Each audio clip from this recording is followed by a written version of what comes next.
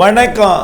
செல்வகுமாரின் அறுவடை விவசாயிகள், விதைப்பு விவசாயிகள், பூச்சி விரட்டி அடிக்கும் விவசாயிகள், உலர்த்தும் விவசாயிகள் மற்றும் உப்பள பணிகள், செங்கல் சூளை பணிகள் போன்றவற்றிற்கான பொது பணிகள், கட்டிடப் பணிகள் போன்றவற்றிற்கான வானிலை முன்னறிவிப்பு.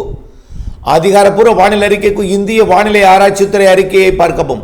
2025 ஜனவரி 4 சனிக்கிழமை அதிகாலை நிலவர வானிலை பதிவு. முதலிலே அறுவடை விவசாயிகள். தற்பொழுது பனி பொழிந்து வருகிறது. காரணம், மாலத்தீவு அருகே நீடித்துக் கொண்டிருந்த காற்று சுழற்சி தற்பொழுது கிழக்கு நோக்கி நகர தொடங்கி இருக்கிறது. நிலநடுக்கோட்டு இந்திய பெருங்கடலிலே இது வட இந்திய குளிரலையை தமிழ்நாட்டின் ஊடாக இருக்கிற காரணத்தினாலே தமிழ்நாட்டில் பனிப்பொழிவு குளிரலையும் நிகழ்ந்து கொண்டிருக்கிறது.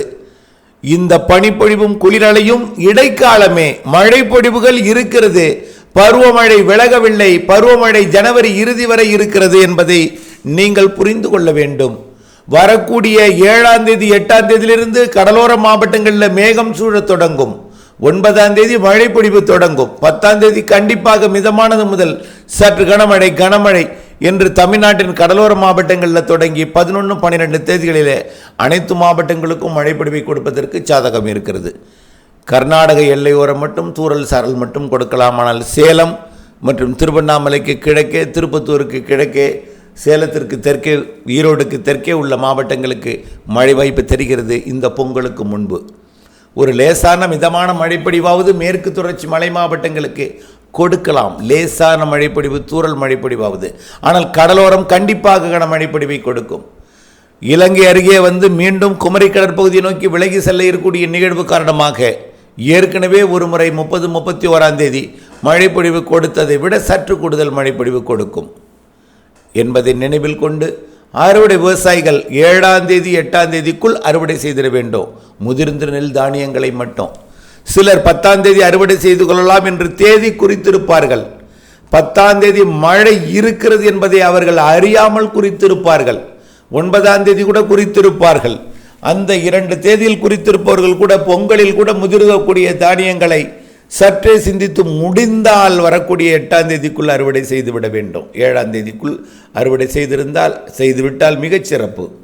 அதற்கு பிறகு முதிர்ந்த நெல் தானியங்களை இடைவெளி, அதற்கு பிறகு முதிரக்கூடிய நெல் தானியங்களுக்கு இடைவெளி அறிந்து அறுவடை செய்திட வானிலை அப்டேட்ஸுடன் இணைந்திருக்க வேண்டும். வாரக்கணக்கிலோ அல்லது அதாவது ஒரு 10-15 நாட்களோ இடைவெளி கிடைக்கும் என்று நீங்கள் நினைத்து கொண்டிருக்க வேண்டாம். வாரத்திற்கு சில நாட்கள் மழை வாய்ப்பு இருக்கிறது, சில நாட்கள் இடைவெளி இருக்கும். அந்த இடைவெளி நாள் எது என்பதை அறிந்து உலர்ந்த பிறகு அறுவடை செய்து நெல் தானியங்களை முழுமையாக மீட்டெடுக்க நீங்கள் அப்டேட்ஸுடன் இணைந்திருந்து இடைவெளி அறிந்து காத்திருக்க வேண்டும் என்று அன்போடு கேட்டுக்கொள்கிறேன். அடுத்தபடியாக விதைப்பு விவசாயிகள். விதைப்பை பொறுத்த வரைக்கும் கடலோர மாவட்டங்களுக்கு 10ஆம் தேதி மழை வருகிறது. அது உங்களுடைய தானியங்களை பொறுத்து, விதைப்பின் முளைப்பு திறனை பொறுத்து, முளைப்புக்கு எடுத்துக்கொள்ளும் நாட்களை பொறுத்து அமையும். ஆனால் 10ஆம் தேதி கடலோரத்திற்கு கண்டிப்பாக கனமழை இருக்கிறது. உள்ளே லேசான மிதமான மழை இருக்கிறது. இவற்றை கணக்கில் கொண்டு ஏற்கனவே நீங்கள் விதைப்பு பணியை தொடங்கியிருப்பீர்கள். வரக்கூடிய 10ஆம் தேதிக்கு இன்னும் 5 நாட்கள் தான் இருக்கிறது. 9ஆம் தேதியே வரலாம், இன்னொரு 4 நாட்கள் கழித்து. ஆகவே இவையெல்லாம் உங்களுடைய முளைப்பு திறனையின் முளைப்பத்துக்கு தேவையான நாட்கள், நிலத்தின் தன்மை, அதோட ஈரத்தன்மை, மண்ணின் தன்மை, இவையெல்லாம் நீங்கள் உங்கள் மனதிலே எடுத்துக்கொண்டு மழை 10ஆம் தேதி வரை இருக்கிறது என்பதை நினைவில் கொண்டு உள்ளே லேசாக மிதமாகவும், கடலோரத்தில் சற்று கனமாகவும், டெல்டா மற்றும் தென் மாவட்டங்களுக்கு மிதமானது முதல் சற்று கனமழை பொழிவும் கண்டிப்பாக இருக்கும் என்பதை நினைவில் கொண்டு திட்டமிடுதல் வேண்டும். அதே போல அடுத்த நிகழ்வாக பொங்கலிலும் மழை பொழிவை கொடுப்பதற்கு சாதகம் இருக்குது. பொங்கல்னா கூட மாட்டு பொங்கல்ல, பொங்கல் முடிந்த பிறகு பரவலான மழை பொழிவு இருக்கிறது. 16ஆம் தேதியிலிருந்து 22ஆம் தேதி வரை தமிழ்நாட்டில் பரவலான மழை பொழிவு இருக்கிறது.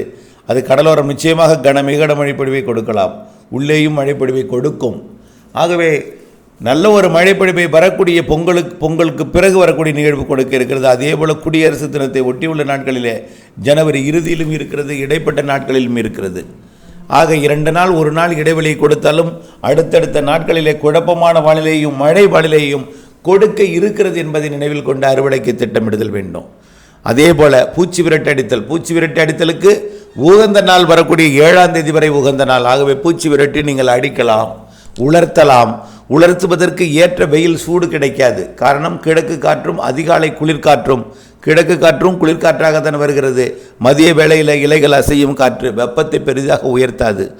முழுமையாக அது சூடு ஏறும் அளவிற்கு உலர்ந்து மீட்டெடுத்து பக்குவப்படுத்தும் அளவிற்கு இந்த வெயில் கை கொடுக்காது. வெயில் கொடுக்கும் என்று நீங்கள் நினைத்து கொண்டிருந்தால் அடுத்தது வர இருக்கிறது மழை. ஆகவே அதையும் நீங்கள் நினைவில் கொள்ள வேண்டும். ஆனால் இன்றைய வெயிலை விட நாளை கொஞ்சம் சூடு இருக்கும். வெயிலில் 7ஆம் தேதி இன்னும் கொஞ்சம் சூடு இருக்கும். ஆனால் 8ஆம் தேதியிலிருந்து மழை வந்துவிடும், மேகம் சூழ்ந்து விடும். 9ஆம் தேதி கண்டிப்பாக மழை வந்துவிடும். ஆகவே இதனை கருத்தில் கொண்டு நீங்கள் உலர்த்துதல் பணியை செய்ய வேண்டும். அடுத்தது பார்த்திங்கன்னா செங்கல் சூளை பணிகள் மற்றும் உப்பளப் பணிகள். உப்பளப் பணிகளை பொறுத்த வரைக்கும் இந்த பொங்கலுக்கு பிறகு, பொங்கல் நாளில் கூட, அதற்கு முன்பு கூட மழை பொழிவு இருக்கிறது. ஜனவரியில் நீங்கள் உப்பு பாத்திகளை சரி செய்து வரக்கூடிய கோடையில் உப்பு உற்பத்திக்கு தயார்படுத்த முயற்சி செய்யும் பொழுது ஜனவரியில் மழை இருக்கிறது என்பதை குறிப்பாக தூத்துக்குடிக்கும், வேதாரண்யத்திற்கும், மணமேல்குட்டிக்கும், கட்டுமாபடிக்கும், அதிராமப்பட்டினத்திற்கும் கண்டிப்பாக ஜனவரி இறுதி வரை மழை இருக்கிறது. பிப்ரவரியிலும் ஓரிரு மழைப்பொழிவுகள் இருக்கிறது என்பதை நினைவில் கொள்ள வேண்டும். அதே போல் மரக்காணத்திற்கும் இருக்கிறது மழைப்பொழிவு. லேசாக, மிதமாக, சற்று கனமாக இருக்கும். திருவள்ளூருக்கு மட்டும் குறைவாக இருக்கும். ஆனால் மழைப்பொழிவு, அதாவது பழவேற்காட்டு ஏரி அருகே உள்ள பல பகுதிகளுக்கு. ஆனால் தெற்கே குறிப்பாக கோடியக்கரை, அகசியம்பள்ளி மற்றும் தூத்துக்குடி, மணமேல்குடி, கட்டுமாவடி மற்றும் அதிராமப்பட்டினம் உப்பள பகுதிகளுக்கு கண்டிப்பாக மழைப்பொழிவு இருக்கிறது. ஜனவரி இறுதியில் பொங்கலுக்கு பிறகு, பொங்கலேருந்து தீவிரமடையும். பொங்கலுக்கு முன்பே தொடங்கி இருக்கிறது வரக்கூடிய 10ஆம் தேதியிலிருந்து என்பதை நீங்கள் புரிந்து கொள்ள வேண்டும். அடுத்தபடியாக செங்கல் சூளை பணி 10ஆம் தேதியிலிருந்து மழை தொடங்குகிறது. ஆனால் நீங்கள் செங்கல் சூளை தயாராக இருந்தால், தீயிடும் பணிக்கு முயற்சி செய்து கொண்டிருந்தால் தீயிடலாம். ஆனால் செங்கல் கட் பண்ணி அதை நீங்கள் காய வைப்பதற்கு ஏற்ற வானிலையாக இருக்காது. இதமான வெப்பம், ஒரு குளிர்ச்சியான சீதோஷ்ண நிலை மதியம் நிலவுகிற காரணத்தினால எளிதிலே அது காய்ந்து விடாது. ஆனால் நாளை, அதாவது இன்றைய தேதியை விட நாளை, அதாவது 5ஆம் தேதியிலிருந்து 7ஆம் தேதி வரை 2 நாட்களுக்கு நல்ல ஒரு வெயில் இருக்கும். இன்றைய விட கொஞ்சம் கூடுதல் சூடு இருக்கும். அப்படி தான் சொல்லலாம். தவிர பிரைட் வெயில், நல்ல கொதிக்கும் வெயில், அடல் வெயிலெலாம் கிடையாது இப்பொழுதைக்கு. அதெல்லாம் பிப்ரவரிக்கு பிறகு மார்ச், ஏப்ரல், மே. ஆக மார்ச், ஏப்ரல், மேலேயும் மழை இருக்கிறது. 2 நிகழ்வுகள் இருக்கிறது, வலுவான நிகழ்வு. பெரும்பாலான நாட்கள் வெயில் இருக்கும். ஆனால் நிகழ்வு வரும்பொழுது உங்களுக்கு இடையூறு கொடுக்கும். அதை கவனத்தில் கொள்ள வேண்டும். அதற்காக நாம் உப்பு உற்பத்தி பணியை செய்யாமல் இருந்துவிட முடியாது. ஆனால் மழைப்பொழிவுகள் ஏப்ரல், மேயில் இருக்கிறது என்பதை நினைவில் கொள்ள வேண்டும். ஆக வானிலை அப்டேட்ஸுடன் இணைந்திருந்து, அதாவது பொதுப்பணிக்கு, கட்டிடப்பணிக்கு நீங்கள் எந்தவித பிரச்சனையும் கிடையாது. 9ஆம் தேதியிலிருந்தால் மழை, 8ஆம் தேதி தூறல், 9ஆம் தேதியிலிருந்து மழை இருக்கும் என்பதை நினைவில் கொண்டு கட்டிடப்பணி மற்றும் அதாவது எல்லா அதாவது கட்டிடத்தில் வெளிப்பூச்சு, பாதாள சாக்கடை பணி மற்றும் பிற பொதுப்பணிகள் எல்லாவற்றிற்குமே ஏற்ற நாள் வரக்கூடிய 7ஆம் தேதி வரை. 8ஆம் தேதி கூட ஏற்ற நாள் தான்.